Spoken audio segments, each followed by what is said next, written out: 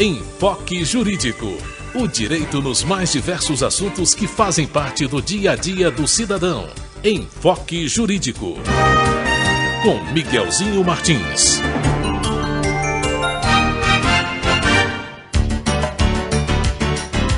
Bate-papo com o autor. Defensoria Pública. É sobre esta instituição que desempenha um relevante papel social que nós vamos conversar agora com o Dr. Franklin Roger, mestre em Direito Processual e um dos autores do livro Princípios Institucionais da Defensoria Pública. Dr. Franklin, seja bem-vindo ao programa Enfoque Jurídico. Boa tarde. Boa tarde, Miguelzinho. Tudo bem? Tudo jóia. Muito obrigado por ter aceito o nosso convite. Agradeço o convite da rádio. Dr. Franklin, é importante destacar a belíssima contribuição que a Defensoria, quer seja estadual ou federal, dispensa à sociedade brasileira. E nesse sentido eu gostaria que o senhor, ao tempo em que esclarecesse aos nossos ouvintes o que é a Defensoria Pública, fizesse também uma distinção entre a Defensoria do Estado e da União. Bom, perfeito, Miguelzinho. A nossa Constituição estabelece que todos aqueles que não têm condição de pagar um advogado terão garantidos pelo Estado um profissional que possa permitir assistência jurídica integral. Então é daí que nasce a Defensoria Pública, que é a instituição constitucionalmente encarregada de prestar assistência jurídica aos que comprovem a suficiência de recursos. Nós temos diversos mecanismos que permitem acesso à justiça, mas não bastaria ter os mecanismos se não houvesse profissional adequado. Então esse é o objetivo da Defensoria. A Defensoria existe em todos os âmbitos, tanto na esfera federal como no Distrito Federal e nos estados. Então a gente tem essa divisão entre Defensoria Pública da União, que vai atuar sempre nas demandas da Justiça Federal, Justiça do Trabalho, Justiça Eleitoral, e os defensores públicos estaduais, que vão atuar nos tribunais de justiça e na Justiça Estadual. Entendo. Mas infelizmente a Defensoria Pública ainda enfrenta problemas, não é mesmo, doutor? Que dificuldades são essas? Sem dúvida. É uma instituição que vem crescendo ao longo dos anos, mas de 2 anos para cá, ao menos 3 estados sequer tinham a figura da Defensoria Pública, que era Santa Catarina, Paraná e Goiás. Agora que foi criada a Defensoria, estão fazendo concurso, e mesmo assim nos outros estados a estrutura ainda não é adequada, o número de defensores públicos não é suficiente. Existe um estudo já que foi realizado demonstrando que não existe defensor público em todas as comarcas do país.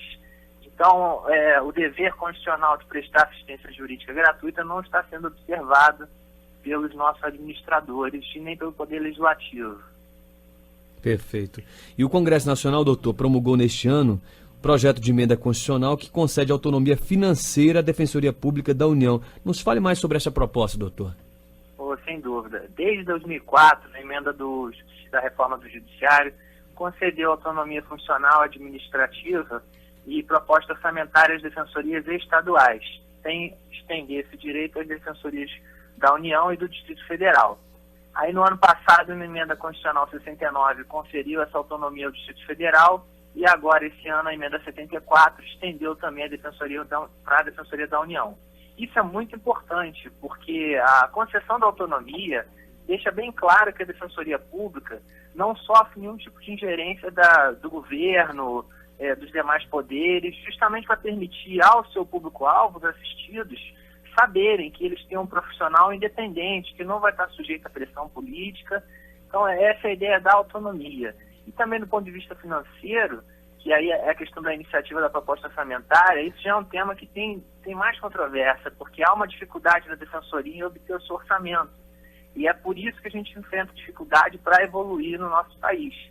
Justamente a falta de repasse de verbas à defensoria, os defensores públicos trabalham com pouca estrutura, não tem uma sede adequada, material, pessoal também, os defensores públicos não têm servidor de apoio para poder prestar auxílio no desempenho das suas funções, mas já é o primeiro passo. Essa emenda constitucional merece aplausos por já ter dado o primeiro passo à Defensoria da União e conceder a ela a autonomia funcional administrativa.